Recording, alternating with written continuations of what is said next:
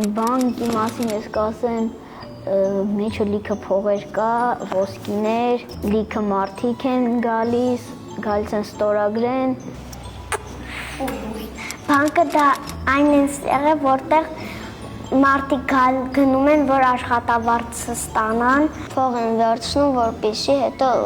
հետ տանեն բանկ, որ տուն առնեն, աստղ առնեն, խաղալիք առնեն, կոնֆետ առնեն։ Հայրս մարդիկ իրենց փողերը տանում դնում այնտեղ, որ հանկարծ ոչ մեկ չվերցնի։ Փող ես բանկից վեկալում, հետո մի քանի օր կամ մի քանի ամսից